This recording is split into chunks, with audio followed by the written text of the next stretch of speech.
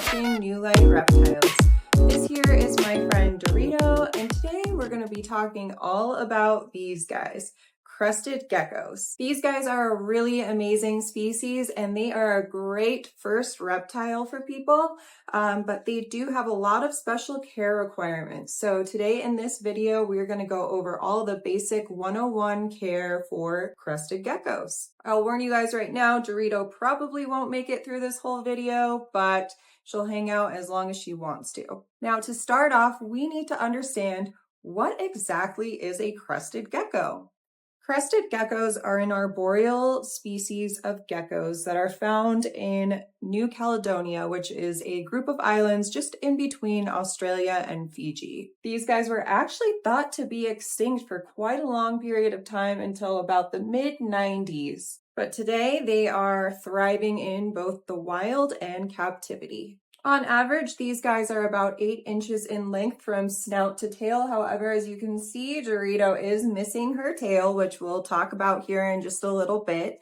And they can be quite a commitment because they do have an average lifespan of about 15 to 20 years. Although most of the time you will see these guys in different variations of browns and tans, they do have a lot of different morphs and variations, and they can be really, really beautiful. Crested geckos will also do what is called firing up. So basically, it's assumed that when they're excited, although people don't really know for sure, they will kind of change color. So they will either brighten up in color and darken, or they will fire down and become lighter in color. These guys also, like many other gecko species, do not have eyelids. So in order to clean their eyes or to add moisture to their little eyeballs, they will lick them with their tongue, and it is the cutest thing you will ever see. Now, my favorite thing about these guys is their little toe pads, which feel so cool. So they can actually hang on to vertical surfaces like glass, etc. And the way they do that is they have very fine hair-like structures on their toe pads that help them adhere to different surfaces. So when you hold a crested gecko, you're going to be amazed by how weird and sticky their little feet feel. And as I mentioned before, and you can see here on Dorito, she is missing her tail. So crested geckos are able to drop their tail. So when they feel threatened or they're being attacked by a predator, they will drop their tail to distract the predator. And it's really strange because the tail will end up just kind of moving, and that's what distracts the predator so that they can get away. However, these guys' tails don't grow back. So Cresties like Dorito here will just have a little frog butt, which is still super adorable. And in captivity, sometimes these guys will just drop it for no reason at all. So if you notice one day that your Crestie is missing its tail, don't beat yourself up about it. Dorito was a rescue, so her tail was already missing when I got her, but it is not an uncommon thing. Okay, so let's talk about basic 101 crested gecko care. As I mentioned before, these guys really are a great first reptile. However, that is not an excuse to not do research or be prepared for an animal that does need quite a bit of specific things to keep it healthy and thriving. But their diet is very simple. They don't need a super large habitat. As you can see, they're fairly easy to handle, and their lighting requirements are a bit easier as well. All right, so let's talk about enclosure size. So the basic minimum enclosure size for one crested gecko is an 18 by 18 by 36. Now, it's not recommended to cohab these guys. However, it can be done. There are some people that will cohab two females together, or perhaps if one is breeding, a male and a female might be cohab together. However, definitely don't put two males together. They are territorial. There could be instances of aggression and one of your cresties becoming injured.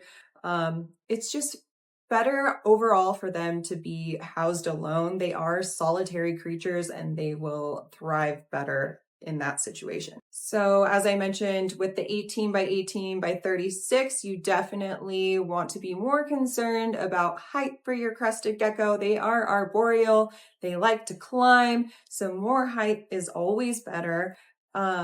Also, a front opening enclosure is going to make them feel a little bit safer as well when you go in there to handle your crested gecko. You're not reaching in over the top, and so they don't feel like they are being preyed upon. You also are going to want something that still has plenty of ventilation, like the ventilation on top and just the little holes in the front that you'll see on like the exoterras.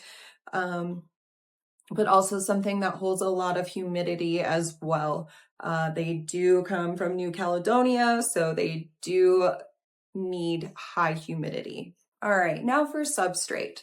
So these guys, like I mentioned, do need a lot of humidity. So I typically prefer something like a loose substrate with topsoil or coconut fiber, or a mixture of the two. Also, the BioDude's Terra Fauna is an excellent choice as well. However, if you do need to set up a quarantine situation or you're bringing home a new hatchling, it's okay to put them on paper towel for a little while. But you definitely want something that's going to hold plenty of moisture. Also, they do really great with live plants. So what I personally use is about 60% organic topsoil. I think Lyle's trying to say hi to us back there. And 40% coconut fiber. All right, I put Dorito back in her house. As I mentioned before, she probably wouldn't want to hang out for too long. So we're gonna let her go back and go to bed because she's nocturnal. So right now is her sleep time. Anyways, back to substrate. So I also like to add in some moss and leaf litter as well. That just helps retain more of that moisture and humidity. For best results when setting up your enclosure and doing the loose substrate, it's a good idea to do a drainage layer as well. So you can use the little hydro clay balls. I'll post a picture of right here. You layer that on the bottom underneath all your substrate. That will allow that water to drain and prevent mold and bacteria from growing in your vivarium and therefore making your crested gecko sick. I also really like to go the bioactive route. So I will typically add in a cleanup crew. I always do isopods and springtails. They do good in that humid environment and honestly keep the terrarium very, very clean. It never smells. I'm rarely having to do spot cleaning. Overall, it's just an easier and more interesting environment to maintain. All right, so now let's talk heating and lighting. These guys are nocturnal, so during the day, you're probably not going to see your crested gecko that much because they're going to be sleeping. However, they still need that light and dark cycle to trigger their circadian rhythm. So when it's light out, they obviously know, hey, it's time for bed. When it's dark out, then they know it's time to wake up. So I typically use just a UVB light during the summer months. They don't need a lot of heat, and most crested geckos do well at room temperature. My reptile room here also does get rather warm. So you also need to be careful with that as well, because if you're getting into temperatures over like 85 degrees, that can be very dangerous for your crested gecko. So definitely want to make sure you're not putting them into that type of situation. But during the winter months when it's a bit chillier, I do provide a little overhead heat. Crested geckos do need a basking spot of about 82 to 85 degrees. They need their cooler or ambient temps to be about 70 to 75, and then a nighttime drop from about 65 to 72 degrees. So I cannot tell you specific wattage bulbs to provide your crested gecko because it really all depends on your room temperatures and the enclosure size, etc. So the best thing for you to do is to invest in one of these guys, which is an infrared thermometer gun. So you can check all the surfaces of your reptile's enclosure to make sure you're providing the right temperatures. You may have to switch bulbs or raise bulbs.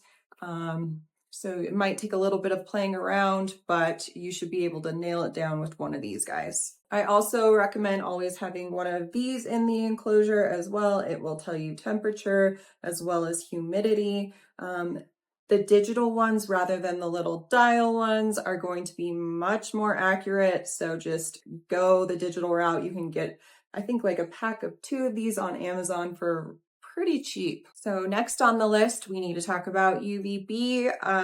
A lot of people will say that crested geckos don't need UVB because they're nocturnal. However, this is false. It has been proven in scientific studies that all reptiles actually benefit from UVB. Even though they might be hiding under foliage and sleeping during the day, they are still getting those beams of sunlight, which actually can help increase their metabolism and their appetite, and they just overall thrive better. I recommend using something like an Arcadia 7% shade dweller, just stretched across the top of their enclosure, while also providing plenty of hides for them, you know, that foliage, those leaves, vines, so that they don't have to be fully exposed in the light, but it is still there and they can utilize it as they need it. All right, so next up, we need to talk about humidity. These guys do need a humidity of about 60 to 80%. So what I do for mine, I'm in Colorado, it gets super dry here. So I am misting twice a day. I usually do a really good mist at night and then another one midday. It is still good to let their enclosure dry out to about the 40 to 50% range in between sprays. You can also do something like install a misting system, but they definitely depend on that moisture to stay hydrated, and they will even oftentimes lick the little droplets of water. So this is very important, but I will say it is fairly easy to maintain the humidity in these smaller enclosures that crested geckos require, as opposed to something like a ball python 4x2x2. That is a bit more of a challenge for me in Colorado where it's dry. All right, so next up, we're going to talk about decor and enrichment. As I mentioned before, I love the use of live plants. I like to plant all different shapes and sizes in their enclosures so they have different places to hide and leaves to crawl under. You can totally use fake ones as well. Just make sure you're sanitizing. I love to gather like little branches and sticks from outside that I sanitize as well. You can buy some ready to go from a pet store, like cork hides, even the little like bird houses that you find at the pet store. I'll post a picture right here. Those make great hides for these guys as well. You can use PVC pipes, but they are very active at night. They'll use every square inch of their enclosure, but they do like that security. So having that clutter and places to hide is essential for them. All right, so now we're going to talk diet. So I think one of my favorite things about crested geckos is how easy their diet is. For most reptiles, I would say pre-made diets are a huge no-no. However, it's been nailed down for crested geckos, and brands like Pangea or Repashy make great pre-made crested gecko food. They are, I guess, omnivores, so they do need fruits and insects in their diet. So a lot of times with the pre-made as well, that it will already have insects in it, or you can buy the ones that do have insects or without, depending if you're feeding live insects on top of their pre-made powder food as well. All right, so for juveniles who are between the ages of 0 and 12 months old, they will need their crested gecko pre-made food daily. I don't think I mentioned this before, but it's super simple. You just read the directions on the back, use the powder, mix it with water, get it to like a ketchup-like consistency, and they're good to go. Just plop it in their enclosure. They do like to usually eat high up from the floor, so you can get magnetic ledges. I'll post a picture right here. They're magnetic feeding ledges. Those are great for crested geckos. I recommend getting the biodegradable feeding cups. You can also get reusable bottle caps, which I'll post a picture of here.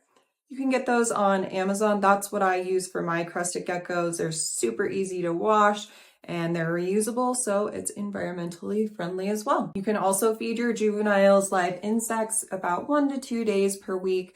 I've noticed in my experience from the 2 crested geckos that I've owned in my lifetime, which I know is not very many, they have not eaten live insects for me, and that's okay. I end up just getting the Pangea food with insects in it.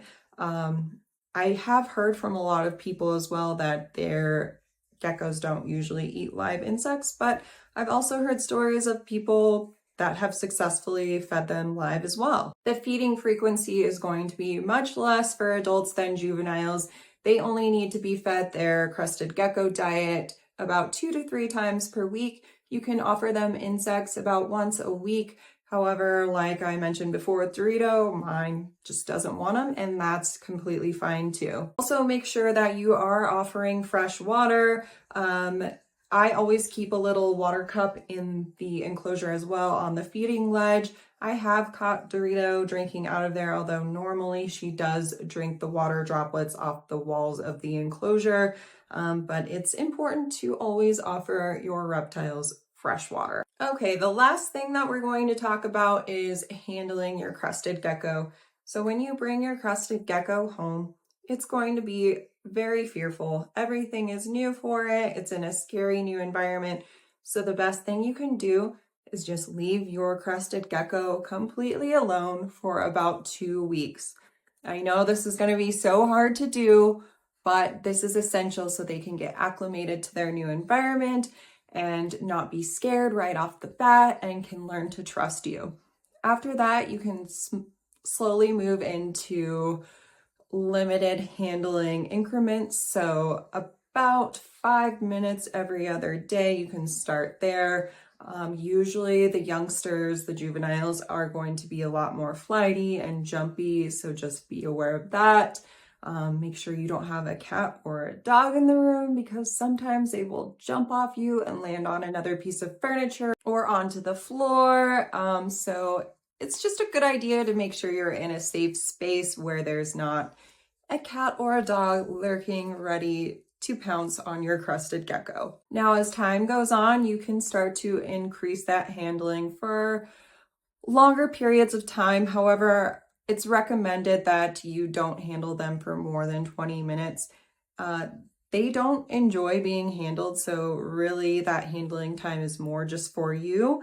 So if you're exceeding that 20-minute period, you're probably going to be stressing out your crested gecko. So it's good to just keep it short and sweet so they continue to trust you and they are not overwhelmed or freaked out. Also, keep in mind that they are arboreal. They like to climb. So the best way to kind of handle them is to do like a game of stairs. So to kind of just move your hands up like this, if that makes sense, so they can climb upwards. That's going to make them feel more comfortable and kind of prevent them from doing the jumping and flying onto other objects in the room. All right, guys, well, that's all that I have for you today. Hopefully that is a little bit of information to get you started with a crested gecko. They are amazing little creatures. They're so funny and so amusing to watch. I love to sneak up on mine in the middle of the night and just see what she's doing. And they are just a great first reptile in my opinion.